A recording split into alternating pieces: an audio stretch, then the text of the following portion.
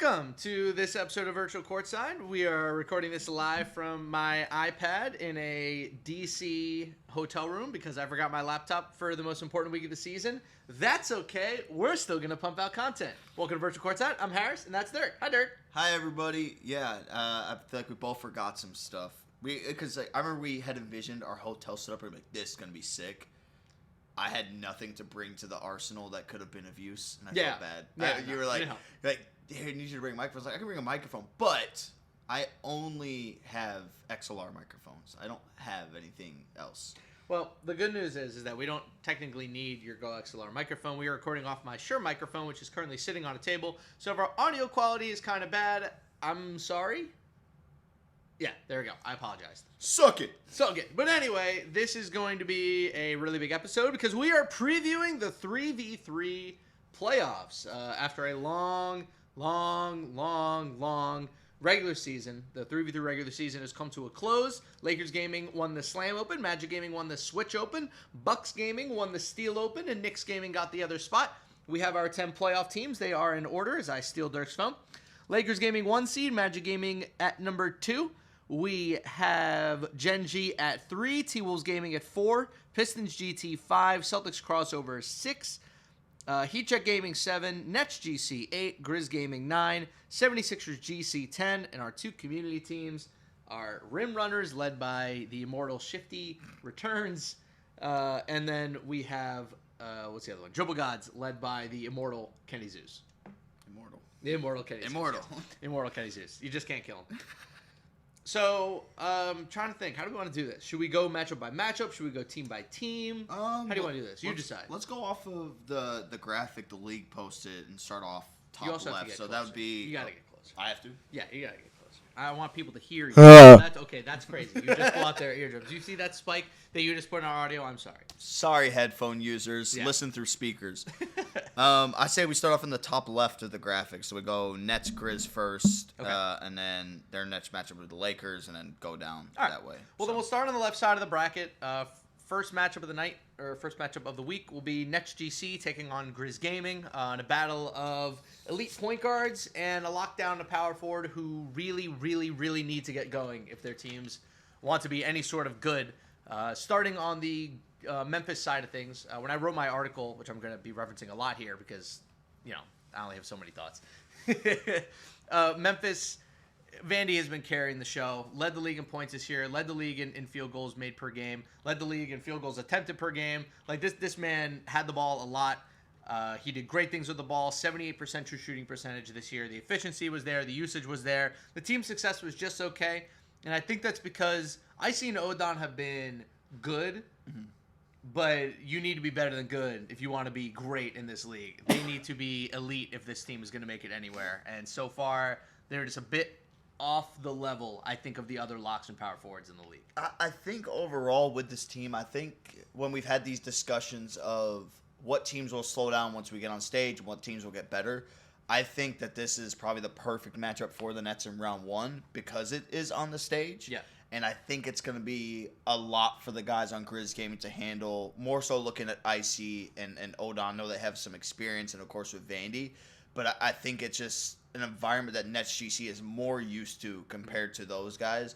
So I feel like that could be the bounce back series for them. I feel like when Greens has a little bit more pressure applied to him in this environment, I feel like his shooting is going to go up, which is kind of weird to say because you would think that shooting might be better at home compared to what we end up seeing in person.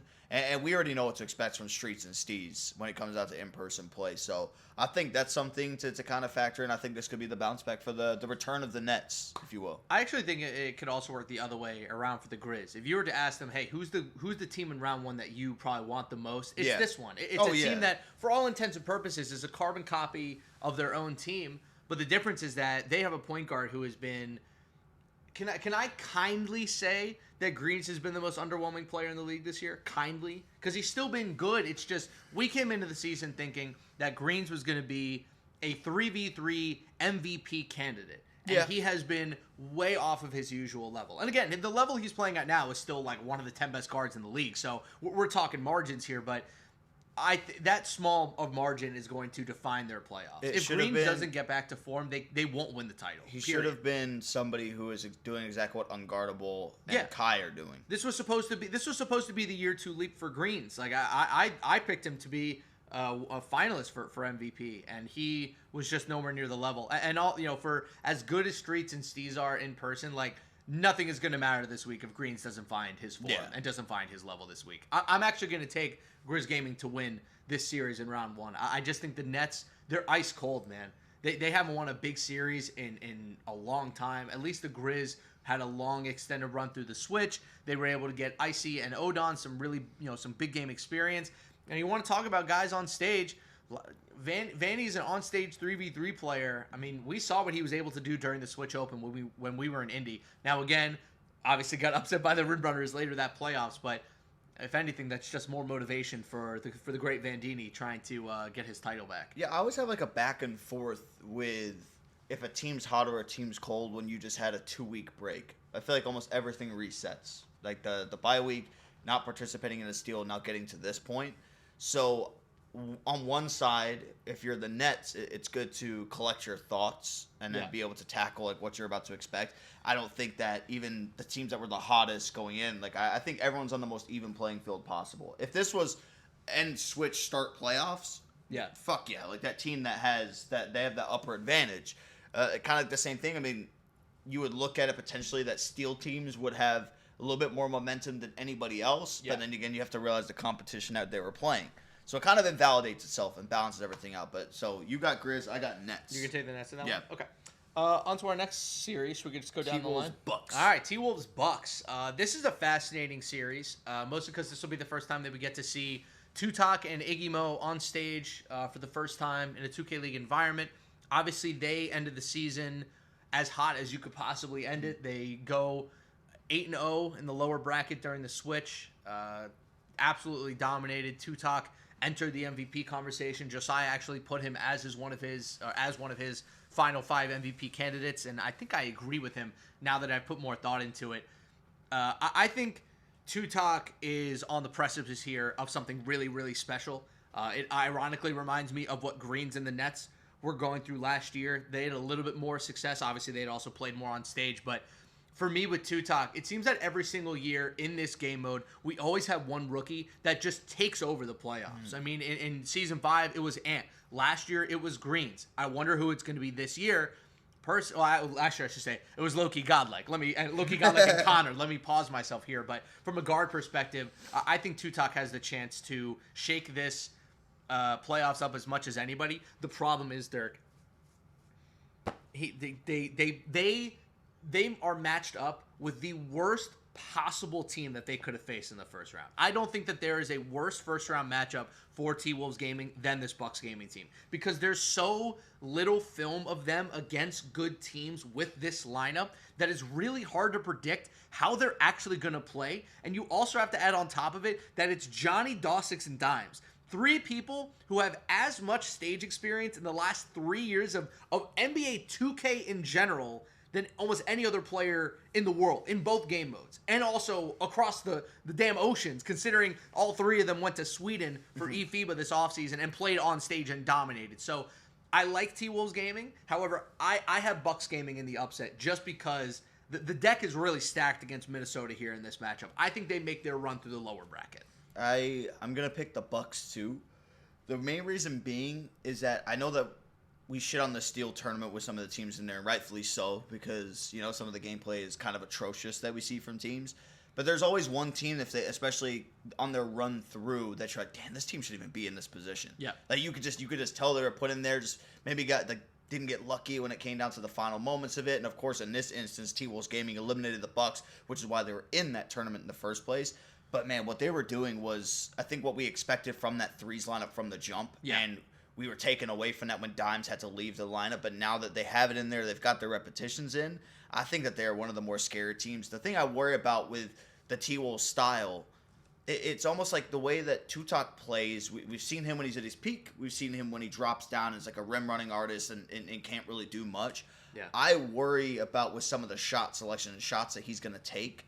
Is that going to be the same that he did at home on stage? That's my one concern. And are they going to drop is the biggest question about it. Because when you go to UPA, he was taking some shots like that in a live land environment. Wasn't hitting a lot of them. No. He was missing quite a bit. And during the combine was money. I think during the pro-am run when I commentated with you, he maybe had like one crazy shot, but like the rest of them weren't going. It was not a high percentage. That's my only concern. As with most rookies, I think we're going to know within the first 2 or 3 games how he's going to be on stage. Yeah. You always know. Like, here's the unfortunate part about guys on stage.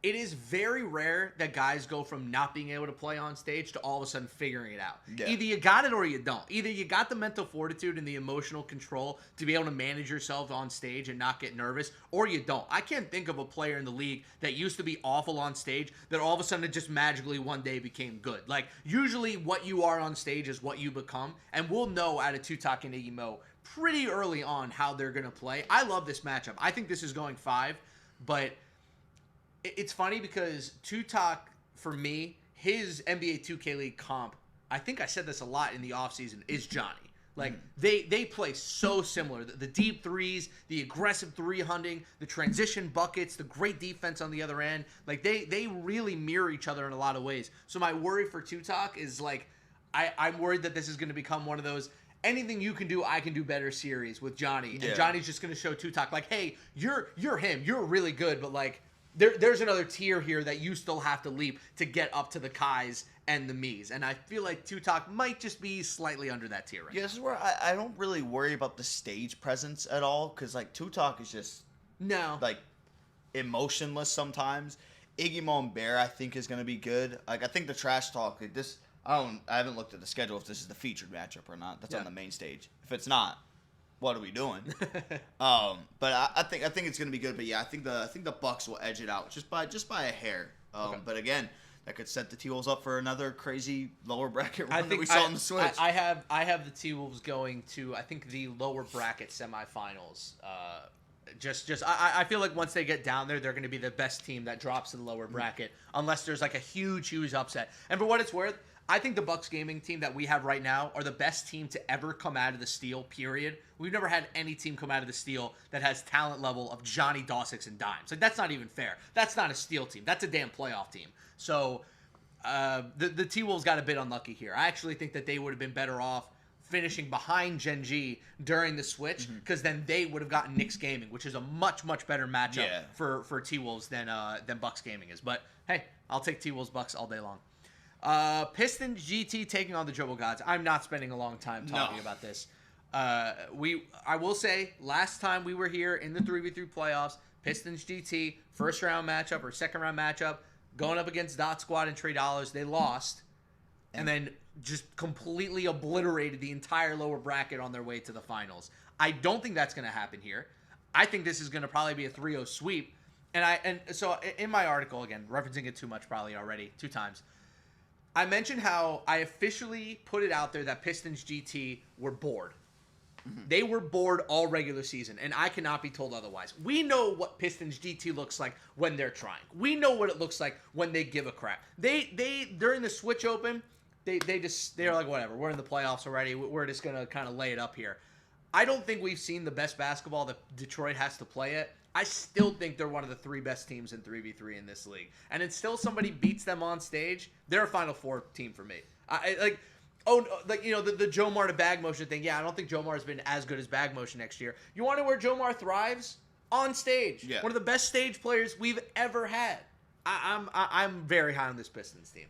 Does it sway your decision at all? I know that this one's not a featured matchup, so to be playing on the side stage. Oh, like again, exactly what happened last situation. year. Dude, if Kenny Zeus and Trey Dollars in back-to-back years knock Ant out of the winners bracket of the playoffs, dude. I have more faith in Trey Dollars doing it. Well, actually, even then I didn't have much faith. But compared to, this Dribble Gods team is just notoriously bad when it comes down to playing 2K League competition. I don't think they won a single series against 2K League competition, and that says a lot. Like, congratulations, you did enough in the closed qualifiers to get you to this point. Yeah. So you have to respect that, but that's why when you look at a team like Rim Runners and the success that they've had against our 2K League teams, that immediately just sways things heavy in their favor. So the Pistons, I feel like for them, they need to make a statement here and just absolutely dominate. Yeah. But I know the mentality sometimes of those guys, and if they go up big, they start to fuck around a little bit, and then that's when stuff can start to get ugly. But yeah, Pistons should have easy. It's so funny because they messed around the entire regular season, and you would think that by doing that they would end up with a harder first round matchup. No, they ended up with the easiest first round matchup of any team in the league. I was about to say, looking at any of the ones, yeah, it's literally perfect for them. It worked out for them perfectly. And one other thing before we move on from the series, because we don't need to spend too much time on it. There's been a lot of talk this year. We're talking a lot about Low-Key Godlike. We're talking a lot about Iggy Mo. We're talking a lot about Crazy. Bro, Connor's still the man. All right, Connor's still one of the best that we got in the league. It's still Godlike and Connor 1 and 2. Yeah, it's still them 2, 1 and 2. I don't think there's a third guy that's really come close yet. So I'm still very excited to see Connor get back to his usual ways on stage. One of the best stage guys we have in the league as well. Bless you. Thank you. Did your soda just spill? No, that was just the red. It's gone. Okay, go. On to the next one. Top down. 76ers GC versus Heat Check Gaming in the grittiest of gritty Eastern Conference 3v3 matchups you could ever ask for. Did you know, Dirk, that 76ers GC has the 6th worst point differential in the entire league? Do you know they are under 500 in games played, yet somehow they're 10-7 because Jeff Terrell made an agreement with a dark wizard like 5 years ago and said that I will just put me in the playoffs in every game mode forever and I will give you my soul. That's what happened. Jeff Terrell sacrificed his soul to make the NBA 2K League playoffs in every game mode every year, and it works beautifully. How the hell did this team make the playoffs? They stink real fast. They stink. They have been bad almost all year. They made like a good 4-series run in the upper bracket during the switch, and all of a sudden they're the 10th seed. It's dark. It is Dark Magic and Dark Magic alone. Dre has played 4 good series, and they were the last 4 good series of the year, and it got them into the playoffs. It's Dark Magic. How did they make the playoffs and the Pacers didn't? Because the Sixers made the smart decision of switching back to an outside big. Dude, it's absolute Dark Magic, and I love it. And I think the Sixers are going to be scrappy, but I think the Heat. I think it's dark. Do you think the Heat are still going to come out with an inside, or do you think they switch? I think the Heat are the dark horse to end all dark horses to win the 3v3 finals this year. They are the absolute dark horse. Can you imagine what is going to happen if Kai catches fire from 3 for like 2 days in this tournament? They're going to obliterate everybody. That's all they need. That's it. That's all they need is Kai to not shoot 40% from 3. If he shoots like 50 or 55 across 3 series, I don't know if they're going to lose those series. That's the only thing. The inside big dies in a matter of 3 rounds. I don't know if that's getting bumped out of the first round. Maybe they win 2 and then they lose their next one. I think they make... How many teams do we have this year? 14? I think they make the final 8, but that's as far as they go. I don't think they're going to win. I don't even have them in my final 4. But I think if there's any team who's going to make a crazy run this week and we're like, wow, where did that come from? It's going to be because Kai just remembered, oh yeah, I don't have to chuck up terrible shots. I can take good ones, and the Heat will win games. But I think he's going to be forced to take up like crappy shots. And I also think now you have to factor in when he takes these shitty-ass 100% smothers that people are just going to get right in his head over and over and over again and just be yelling at him about his shot selection. Yeah. So I want to play that into it. I could see them taking this one because the Sixers have just been this weird is the only way I want to put it in terms of like what we have seen from them. Oh, yeah. Like they definitely look a little better, but Dre's still not playing like how Dre typically plays. The supporting cast around him's good, but is it good enough to go out there and win you big time series like this? I think it's one of the more underwhelming first round matchups, if I'm being brutally honest. Yeah. It's a matchup of an inside and a team that is still sorting things out with a pop. But this could be the matchup I see that the Heat do win. And then I think in this next round when they play the Magic, I think that's ultimately where they get bopped down. I think the Heat are more likely to win this series than the Sixers. But, like, if the Sixers win this series 3-1, would you be that surprised? No. No, I wouldn't be surprised. Like, I don't think I'm going to be surprised by any result that I see in this. I mean, if one of the community teams wins, then I'd be surprised. I'm talking about the Heat and the Sixers. One, yeah. I could totally see the Heat winning game 1. We all get hyped. Wow, look at Kai. Wow, look at Kai, Dietrich. Oh, my God. And then Dre just has like 3 good games, and that's it. Yeah. Yeah. All right, on to the next one. Genji versus the Knicks. This is a fascinating matchup. It's the Feast Bowl. It's the Feast Bowl, It's the Feastable. The Feastable. Ah! Mr. Beast! It's the Feast Bowl. I don't even know if Feast is going to be playing. We'll find out. Malik is on the bench. Radiant has come in. And in classic Radiant fashion, he has been able to scrap together a couple of wins and get his team into the playoffs. Here's the real question when it comes to this series, Derek. Is Gen G the forgotten giant of the 3v3 season? Or are they who we think they are? Which is like, they're a really good team, but they're just not quite at that level. I don't think they're forgotten at all. I think that the Lakers and Magic are so good that we talk about the top two that much. That's and what rightfully I mean. Yeah, so. that's what I mean by forgotten. So I don't think so, because when you're looking at a third team, they're the only option that you would comfortably be like, they are the third best team. So that's why I won't say they're forgotten. Okay. I think that they are as good as we think they are, but the one issue, and I still remember this from when we were in the Slam, we did that listening with them. They were getting their ass kicked, and everything in that comms was struggling. So like the players had no answer for anything that was going on, and that tells you a lot. That you know, so like, okay, when you come out in the switch, maybe things will be different in high pressure situations. Wasn't. Still a lot of miscommunications, mostly in the defensive end is where I saw it. There was a lot of defensive miscues.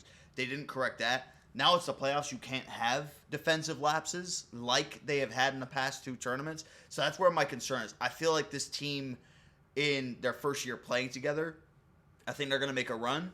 I don't think it's going to be good enough to win the whole thing because of that issue, but I could see if like this roster stayed together for another season, that they would definitely be up there, that Lakers and Magic conversation. I think this is the Gallo revenge tour. And by revenge tour, I mean vengeance for all the people that say he's bad on stage. Mm-hmm. I think Gallo is going to go nuclear this week. But I just don't think this team overall has this is my problem with the Celtics, so I'll bring this up. I don't know if Gen G has the juice to win the championship. They might have the juice to make it to Saturday. For me, I think they're a Friday elimination team. I think they'll make it to Friday, and then that's going to be kind of it for them. I think they'll beat this Knicks team. I actually don't think this Knicks team is all that good. I think that the way I have things shaping up, I think that we're going to be exactly what we've been used to. I think it'll be Gen G and Magic in the semifinals. And I think that's when Gen G drop, and I think that's where everything starts to fall apart. The one matchup I do want to call out is the Stick versus Gallo matchup. Yeah. Stick knows him. They've played a lot of series over the past couple years. I think if New York is going to win this series, it's going to be because Stick is the best player on either team. If he's the best player on either team, New York is going to win this series. Mm-hmm. Steals, three-pointers, huge defensive plays to close out these games. How many times we see Gen G up 18-17 in a game, and it's steal, all of a sudden it's 19-18, missed shot, wham, 21-18, right? Yeah. I feel like those big kind of plays from Stick are going to be what define this series. And if he has a couple of those at the right time, I think New York could win. I'm still going to take Gen G, but I'm very wary of Stick. And by the way, I have revised my DPOY pick. It's him. After what we saw in the steal, I know those aren't the best of the best point guards, but I actually think individually he was the best his player. His numbers over the course of the season he's show insane. It too. He's legitimately insane. He is the best 3-and-D player we have in the league right now. So excited to see what comes there. So that's the Knicks and Gen G. Our final series of the first round is Celtics crossover versus the Rim Runner. The rematch. So I mentioned with Gen G how I don't know if they have the juice to get to Saturday. My worry with the Celtics is that they have no juice at all. How is this team going to play on stage when the most stage presence they have is Krizzy? And no offense to Krizzy, but I don't know, man. I'm worried that this team just doesn't have the emotional tenacity to win big series on stage. I don't even know if they're going to be rim runners. This team is an enigma to me. I don't know if they're good. I don't know if they're bad. I have no feel for this team because every single time I feel I've nailed them down as an analyst. They take a total right turn and they lose dramatically in both tournaments, and then they look great in group stages, and then they lose dramatically again. I don't think they've won a big game all season. It's so weird. They've been a weird team because that they're good, and when you watch their games, the glimpses that we get, it's damn, they're making it look easy. But then you'll dip away from the series and come back, and then they're losing. Okay, what ended up happening? I do agree with you that the stage presence issue is definitely going to be a thing. Yeah. On top of that, Colt's not here. So they don't even have a guy That's in their a back end. great call-out, Colt yeah. is in Abu Dhabi with the activation that they're doing out there. So they don't even have their most vocal guy to just be on the back end and just be fucking annoying to people who would then turn their attention to Colt like you're not even playing. Like I always saw last year. He would talk Colt loves shit. that. Colt loves when people turn to him and say you're not playing. He's like, yeah, I got you distracted. Yeah, so like you turn your focus over towards him. So I think that's going to be an issue. But that's why I also feel like you're playing against rim runners. One, I don't know if they're coming out here with a coach. If they are, I would assume it's not elite shooter because he's the bench player. Okay. But I don't know like how that could be a factor. I think it's going to be a lot for a community team to have to battle going up on stage. And if the Celtics are smart, like they will talk hella shit. You know Crizzy will. That's like the one thing. And sometimes one player talking is all you need to take all the time. It's like the bear to beast effect. Like with the T-Wolves, I know that everybody else would kind of talk like with TB slaughtering them. But Bear was always the one on the back end. And now even like when Bear's playing, if Tutok and Iggy don't say a word, Bear will be able to shoulder that entire load. That's how I kind of look at it like this as well. I think it's going to be tough for the rim runners. Of course, I always go back to their most recent matchup that they had, which I believe that was in the switch.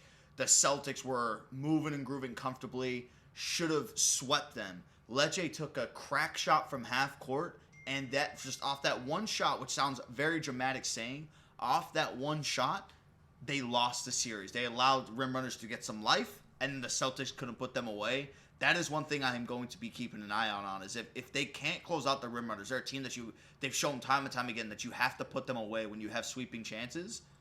I think it's going to be tough. I do have faith. I think the Celtics, honestly, a lot of these playoff matchups are going to play out kind of just how we would like expect them to play out. I think like the top teams from the entirety of the year are going to be the ones that are left standing up here in the upper bracket. So that's why I have like when Gen G and Celtics crossover play, I have Gen G winning, and I have the Magic coming on that side. Boom, that's going to be our finals on the right.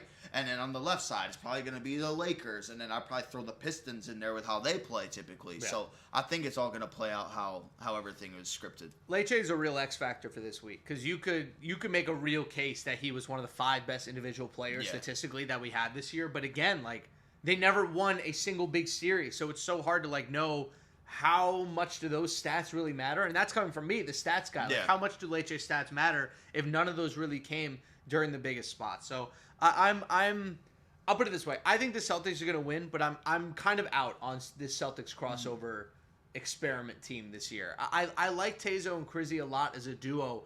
It's just not strong enough for me. You know what I mean? Yeah. Like there needs to be more tenacity there. Like a mental and emotional strength is as important on stage as stick skill. And not to say that they're mentally weak people at all. It's just I need to see the peaks. I need to see the emotion. I need to see the energy. I got to see some gas. Where's the juice? Where's the life? And I'm just a little bit worried that Celtics crossover might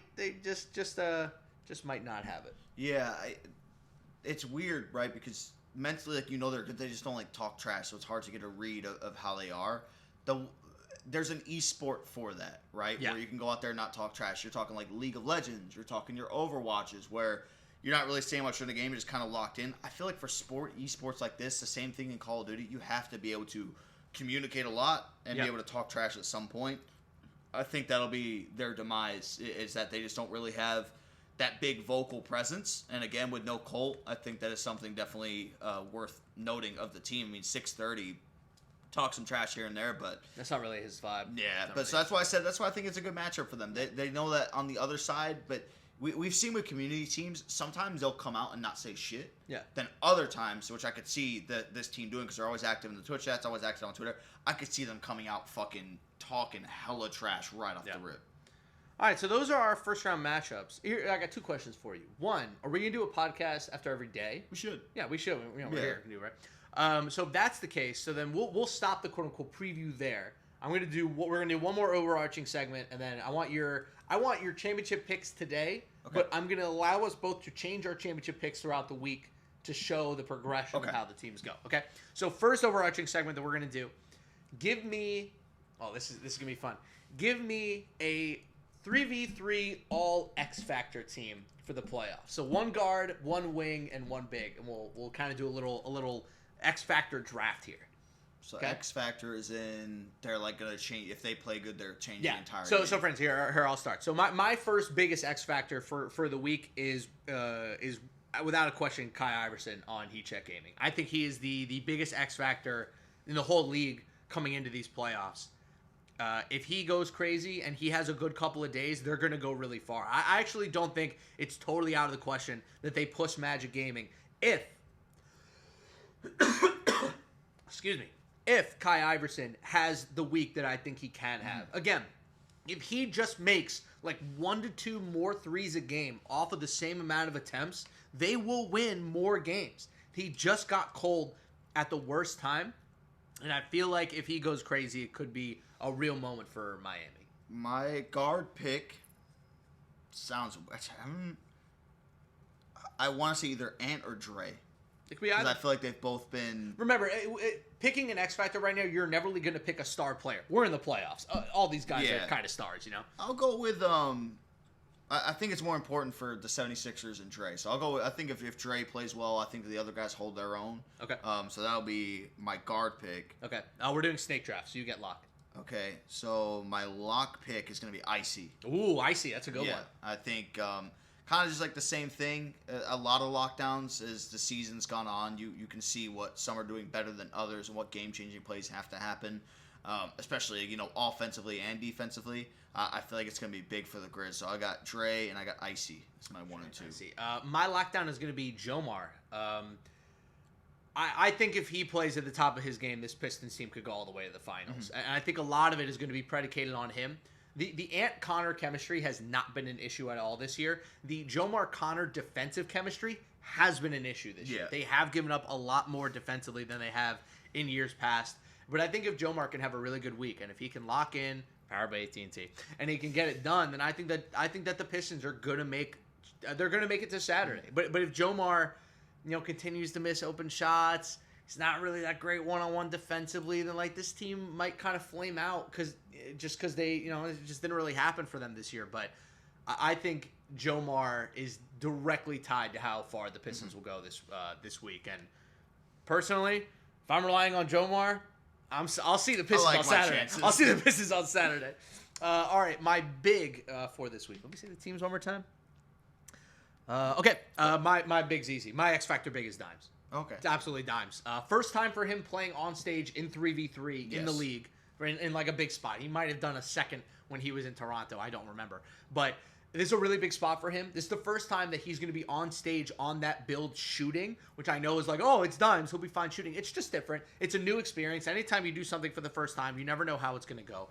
So I think for Dimes more so, it's going to be the rebounding. You look up against the teams he's going to have. He's going up against Minnesota. They take a lot of threes. He's going to have to be a really good rebounder. Round 2, they might be going up against the Pistons, who also chuck up a lot of threes. Dimes is going to have to go up against Connor, dominate the boards. They get past the Pistons. It's going to be the Lakers. What do the Lakers like to do? They also like to chuck up threes at a crazy rate, and he's going to have to rebound over crazy. So a lot of this is for Dimes is going to be his defensive rebounding and his ability to stop second chance opportunities. And if he can do that a good enough job, again, the sky's the limit for this Bucks team. I picked them as a Final Four team. I think they're going all the way to Saturday. I think that they're a top 5 seed to me in this tournament. I think they just happen to have 12 next to them because Dimes had a kid and disheveled the whole lineup for a month and a half. But now that he's back and they had that great still open run, I really believe in this team. And we get to see dad mode Dimes. Dad mode Dimes. They always say athletes and people, whenever they have a kid, they play better. Yeah. So now we can see it in person for the first So my full team is Kai, Jomar, and Dimes. My X Factor team. So for me, I'm gonna go with Feast. Feast, the X Factor. Okay. Nice. I think that he's been kind of stellar all year for them. Next to Stick, I think he's probably been the second best player consistently on the team. He's been very good. Yeah. He's unique with the way that he plays. Obviously, he's not a traditional guard. I was actually talking to him after the steal. He texted me. He said, "Playoffs clinched." I said, "Fuck yeah!" And he goes, "I'm not even supposed to be playing in threes. Like originally, they were supposed to be going out there with the same lineup they did last year, but they said they just had some defensive issues. So he's like, okay, I'll just go in and play." Which kind of just speaks to how good of a player he is, that he can just go in so effortlessly and play as good as he is. I think his shooting's been phenomenal. But I think for that team to get it like pushed over the edge too, I think that's going to be heavily reliant on him. I more noticed it in the steal with his defensive plays. Yeah. I feel like we're really starting, like we're calling on him and Dimes a lot. Like, oh my God, the power forwards are actually doing something on defense. Dude, Feast's defensive game is so like crazy high level. Like he doing what he is. He's one of those dudes who you won't really appreciate how good he is defensively until you learn how to watch film. Mm-hmm. Like most people like don't really see what he does off the ball. Nobody really sees the hedges that he takes or the way that he protects his players defensively. Like he's one of the best we've ever had. I will say his shooting has been good this year. Man, when he misses, they're bad. Oh, it's bad. Oh, it's ugly, bro. It looks like a center trying to shoot, bro. It's disgusting. But shout out to Feast, man. He's playing a really weird role. I mean, he hasn't been asked to shoot in a high leverage spot in, 5 seasons? Yeah. 6 seasons? Like, it's been a really long time, and he's taking it in stride. So, your team was Dre, Icy, and Dre, Feast. Icy, Feast. Mine was Kai, Jomar, and Dimes. I think my team was a scary team. Kick the shit out of your team. I don't know. Kai doesn't play with a fucking pop, so I don't know. Is he gonna kick the team's ass? Can he only play with an inside? Dimes on the inside. Mm-hmm. All right, let's close the show. We're done 35 minutes. Let's get 10 more out of it. Give me your final 4 teams, and I'll tell you if it's like possible or not because I have the bracket memorized at this point. And then give me your champion as of day 1, which we are allowed to change because who cares? Final 4 teams. Yeah. Who do you think will be the final 4 on Saturday, and who do you think wins? Oh fuck! That means I have to factor in lower bracket into. I'll tell you if you're right or wrong. I was just gonna go Lakers, Pistons, Magic, Gen G. Okay, I think that's possible. Okay. Mine is Lakers, Magic, Pistons, Bucks. Okay. So we're not too far off. Yeah.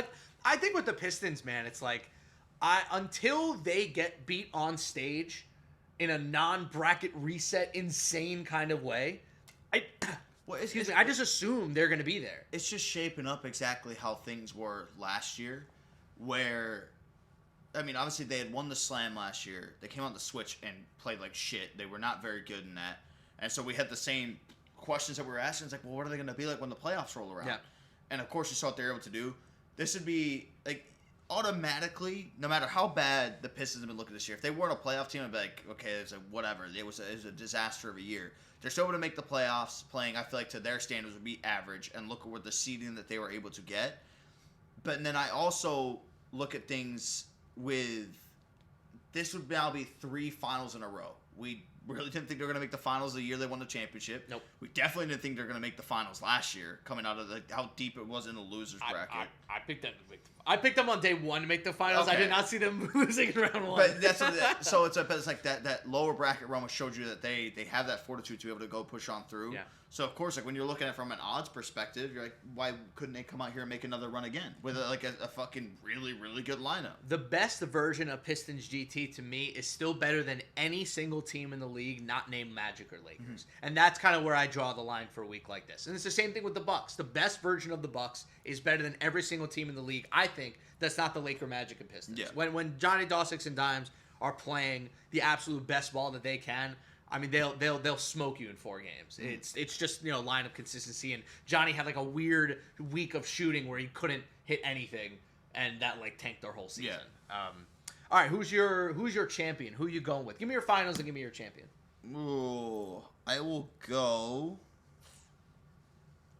I think it's going to be Lakers Magic again. Lakers Magic again. I have that much faith that they have that much separation as being the top 2 best. No way. And I think the Magic will get it done. Oh, the Magic. I think I saw what I needed to see from the Switch of like the improvements that they've made, and now they have flipped it and been like, they have the same aura now that Lakers Gaming had, where it's like, oh shit, like they're just that good. I think the Magic will get their first championship. Okay. So we can change these daily, right? Yes, we can. Oh, perfect. So I have Magic Pistons in the finals. Damn. Yeah, I'm a big believer in the Pistons. I also have the Magic winning for what it's worth. But as we've started talking about this, I kind of want to swap my pick to the Pistons. So my podcast pick is going to be the Pistons. My article pick is the Magic. And I'm covering all bases because I'm the best analyst. I don't know, man. Like, I just don't know how a team beats... I don't know how they lose, enough... Sorry. I don't know how they lose 6 games in, like, the matter of 2 series and be out with Ant, Jomar, and Connor. Like, I almost need to see it happen to believe that it's actually happening. Because Ant and Connor have been so dominant the past 2 years in this mode that I don't believe they're going to lose until they actually lose. They're so good at just drilling through these series. I also think that no team from a 3v3 perspective on stage comes anywhere close to these guys. Like, all due respect to Lakers Gaming and Magic Gaming, Unguardable's been an okay stage player in his time. He's been fine. Jay Bullen's never been on stage before. God, like, all right, dude could be playing in space and still go 6 or 7 from 3. And then same thing with the Lakers. Like, Kai's been pretty good on stage, but we don't have a lot of VC at lockdown experience on stage. Crazy shooting the ball on stage. Like, I don't know, man. Like, something about this Pistons team, they just have so much security, and I feel comfortable. I should have changed like a big weighted blanket. I should have changed my X Factor pick to Crazy. I forgot. That's a good one. Like, yeah. I feel like with him being on the top team, I feel his fundamentals of at the power forward position have been good. Like, his rebounding, defense here and there. His offense just scares me, though. He doesn't have that same it factor that so many other power forwards have on the offensive side of things that can, like, really, really open things up. Like, if he's able to take his game to another level to where he shows shades of Connor and Loki godlike, the Lakers could dominate this tournament. 100%. So he add him to my bench reserve of the X factors. Is there anything that can happen this week that would move you off of Shifty Kai for MVP? That's my final question to you before we close out this episode. Let's see. So technically, I mean, it's the second round. Double first round exit for the Lakers. Okay. And the Magic making it further than them. Okay. I think that would be enough for me to push for Unguardable for MVP. Because, again, they're going to say it's off the regular season. Call it how it is. Voting hasn't even started yet. We're factoring in the playoffs for this. So, I honestly, I think that the race is so close that I think it is going to come down to now whoever finishes higher. Now, if they finish at the exact same, I'll give it to Kai. This is extremely unfair, and I guess the only reason I brought up this topic is so that I could bring up this point. This is an extremely unfair standard, and I'm acknowledging that as I'm saying it. There's nothing that can really happen this week that is going to move me off of Kai for 3v3. Even if Unguardable won? No. Really? Dude, he has maybe the best 3v3 player ever on his team. Mm-hmm. And it's not that, again, to me, this is a Steph and KD situation. Yeah. That's what this is, where it's like, they're both arguably the best at their individual positions, but because they're on each other's team, they physically can't be the most valuable player. Like, they can't be the best player in the league because they might have the best player on their team already. Mm-hmm. Like, I think there's as much of a case for Loki godlike as 3v3 MVP as there is Unguardable, as crazy as that sounds. So the other take I would have is, let's say the Magic go really far, but Loki godlike's the best player for them this week, and they win the title again. Is he not the MVP? Like, that's the thing. It's hard for me to say that Unguardable can be the MVP when I think that godlike might be better. Yeah.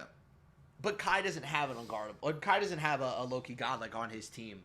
He just says he has him and VC having a great season and crazy. But like, I don't know. It's a weird thing. It's one of those. It's the old adage when it comes to MVP, which is, do you give it to the best player or do you give it to the most valuable player? Mm-hmm. And I don't know if Unguardable is either the best player or the most valuable player. And that's why it's hard for me to give him MVP. That's what I'm saying. I think is that my crazy? point of them getting like double first rounded would mean like Kai would have to have an absolute breakdown. Yeah, that's a very good point. Like if the Lakers, obviously if the Lakers get double first rounded, that means that Kai was playing like shit. I mean, if the Lakers get double first rounded, it will be probably one of the biggest stains on Kai's career, if not the biggest stain on Kai's career. I don't think that's gonna happen. But yeah, like it's gonna take a bit for that to happen. I think that with how the Lakers went out was pretty bad, and that's what kind of opened up a lot of eyes. But you make the really good point of Unguardable and Loki godlike. They've been fucking phenomenal. So it's like, how can you truly pick one? Yeah. When anytime it comes down to voting for an MVP, we're like, oh shit, like who should win this? Yeah. All right. Any final words? We hit 45 minutes. That's about as long as I wanted to go. Do you have any other thoughts? Any other notes? I'm excited for the playoffs. Me too. I am very okay. Man, I'm so happy we're not watching the shit teams anymore. Yes. Shout for people that have made it this far in the podcast. This means that you're a big NBA 2K League fan, and we appreciate you. We're all friends here. Okay. The Steel Open, not it. I'm sorry. I'm saying it now. It's not it. The teams are awful. Most of them don't care. Half of them are checked out, and they're just They're throwing crap out there. That's why I picked the Bucks to win. They were going to be one of the only teams that actually cared. I like the last chance qualifier. I don't think there's a need to have a 2-day show. I don't think there's a need to have all the games broadcasted. I think that the Steel Open could be one of those tournaments where you play the entire tournament and we stream semifinals simultaneously and the final, and then we call it quits. Like, did I really need to see the Hornets get reverse swept again? Did I really need to watch the Cavs for 5 rounds, like us pray that they could hit 3 threes a game? I didn't need that, but I was subjected to it against my will.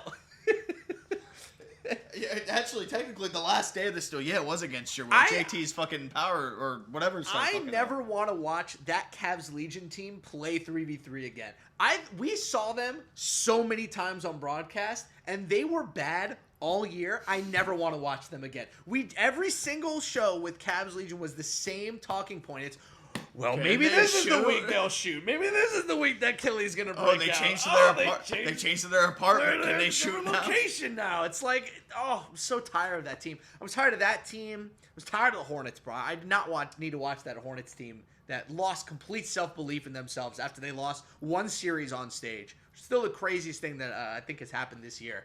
And then, bro, why do we keep getting subjected to watch the Kings? Why are the Kings in the Steel Open? Mavs too. Why are these teams allowed in? Look at those billboards. We should change the Steel Open to the NBA play-in tournament to where it's only like 6 or 7 teams. The fact that it's 15 teams, the bottom 15 teams, you got to show that you care about a game mode to be in a last chance qualifier for me. And a lot of these teams, all respect due, this was a tune-up for 5s. That's all this was for them. That's all this game mode was a tune-up for 5s. That's all I'm saying. It's just... So you're all getting flamed by me right now because I'm tired of watching these shit teams. Play the tournament off broadcast. Have teams do their own streams. Do whatever. Stream the final, the semifinals and final. Call it a day. Like, how many times we talk about the Jazz like not being able to get over the hump? Well, you want to do another A block about the Jazz gaming? Yeah. You another A block. Wow, man, Kaze's setting career high numbers. I wonder what Justin and Miami are gonna do this time. Oh wow, defensive breakdowns galore. I will always like the concept of the last chance qualifier. I think that's something that It's great for 5s. It's great for 5s. That is the tough part because people just since it started, people don't like 3s. So of course, when you're playing a last chance qualifier for 3s, these teams like I don't give a fuck. There's not enough money on the line to motivate, which is kind of crazy because if you get good at 3s and you're able to get into the playoffs, you play for so much money. But that's why I feel like teams when they came out in the ticket, they are all busting their ass because it's 5v5 and they're forced to play because you don't have an extra roster spot. Clue for people who want to know which teams care about 3v3 or not. This is how I do it. When they're losing, what is their attitude after losses? Because I was watching the Bucks all season. When they would lose, we watched their face cams. They were pissed when they lost. They were absolutely furious. They would win and they're pissed. They would win and they'd be mad. Like Johnny would just be like fuming after all these series, and I was like, they care. Like they actually care about winning this. So I don't know. The Steel Open was checked this year. Shout out to the Bucks and Knicks for trying. The Knicks were great also during the Steel. I have to say that was a lot of fun watching, like kind of a Radiant classic. He dominated the whole tournament. It's so beautiful. Like smooth how he plays threes. Like of course, like we saw him play threes at guard. Like when back in Indy. So we got to see a sneak peek, but the game's changed so much of how you play. But the difference between him and Malik, Malik is so much offensive. I want to score heavy, which can be good for you. But Radiant was the complete package in terms of it's obviously there's some explosive moments coming up from him, but in terms of how he's getting everybody else involved, I liked it. Radiant is my version of 90s basketball. You know how everybody's like, oh, we don't talk about the 90s anymore. We don't talk about 90s basketball. Radiant is my 90s basketball. Y'all don't remember how good this guy was. He got traded to the Pistons mid-season and dragged their sorry asses to the playoffs. You remember that? Remember that in season 5? He dragged their asses to the playoffs. And then he did the same thing with the Knicks the next season. Oh, love me some Radiant. He's my MJ. He's a dog. He's the best. All right. We're going to close it out there. We will have podcasts after every single show, after every single day. We're hopefully going to have JT and Autumn on a couple of these podcasts this week. They didn't show up today. It's actually quite lonely in here. But that's going to do it for us here on Virtual Courtside. We'll see you guys tomorrow, Wednesday, 6 p.m. Eastern Time. Bye. Be there. See ya.